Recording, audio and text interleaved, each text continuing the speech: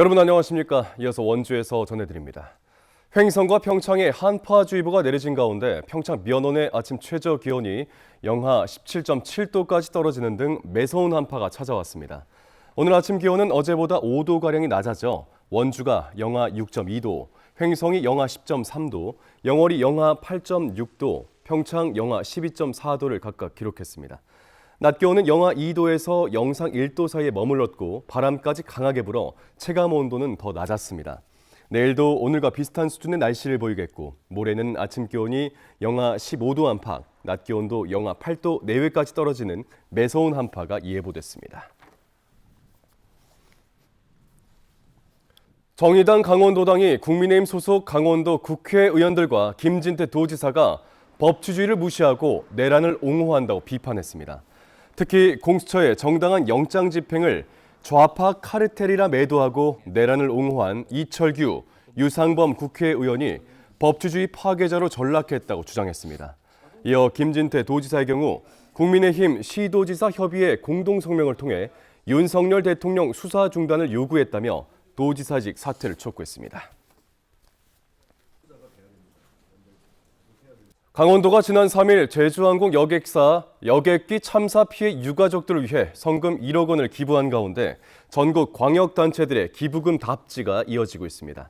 전라남도에 따르면 현재까지 전국 9개 시도에서 모두 21억 원을 기탁하거나 의사를 전해왔고 광역단체별 지원 규모는 서울시와 경기도 5억 원, 경북, 전북, 경남, 충남 2억 원, 강원도, 울산, 부산은 1억 원씩입니다.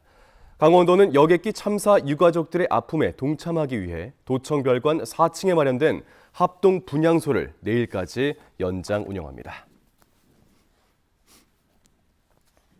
지난해 5월 규정을 위반한 군기 훈련을 지시해 훈련병을 숨지게 했던 육군 12사단 신병교육대 중대장과 부중대장이 1심에서 실형을 선고받았습니다. 춘천지방법원 형사 2부는 학대치사와 직권남용 가혹행위 혐의로 기소된 중대장 강모 씨에게는 징역 5년을, 부중대장 남모 씨에겐 징역 3년을 선고했습니다.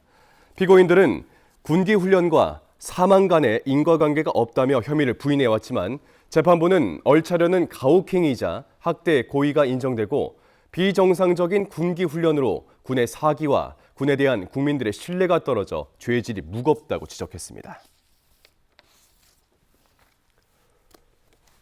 설 명절을 앞두고 임금체불 신고 전담 창구가 운영됩니다. 원주 고용노동지청은 오는 24일까지 전담 근로감독관을 지정하고 노동포털 홈페이지와 전홍전화 1588-2979번으로 24시간 상담 신고를 받습니다. 또 임금체불이 우려되는 관내 취약사업장을 대상으로 체불 청산 지도와 예방 활동을 강화하고 고액 집단체불이 발생한 사업장은 현장 방문한다는 방침입니다.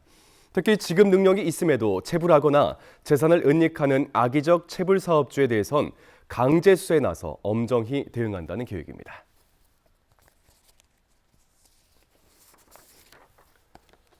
원주시가 최근 5년간 수상자를 선정하지 못하고 있는 원주 시민대상의 선발 기준을 완화하는 방안을 추진합니다. 먼저 수상자 결정 기준을 기존 심사위원 15명으로부터 대상은 평균 90점, 본상은 80점 이상 받아야 했던 것에서 심사위원 과반수 이상 찬성으로 변경하고 수상자도 기존 대상 1명, 본상 2명에서 3개 분야별 1명씩 시민대상을 시상토록 한다는 계획입니다. 원주시는 오는 20일까지 관련된 조례 개정안에 대한 시민들의 의견을 수렴합니다. 도내 첫 여성 중증장애인 일터인 네일케어 매장 섬섬옥수 원주역점이 운영에 들어갔습니다. 전국에서 11번째로 문을 연 섬섬옥수 원주점에선 네일케어 훈련을 받은 5명의 여성 중증장애인들이 근무하게 되고 고객들에게 네일케어 서비스를 제공합니다. 예약은 카카오톡으로 가능하고 당일 열차 승차권을 제시하면 무료 케어 서비스도 받을 수 있습니다. 섬섬옥수는 한국철도공사와 국가철도공단이 역사 내 공간을 제공하고 장애인 고용공단이 직업훈련 등을 지원해 운영됩니다. 뉴스를 마칩니다. 고맙습니다.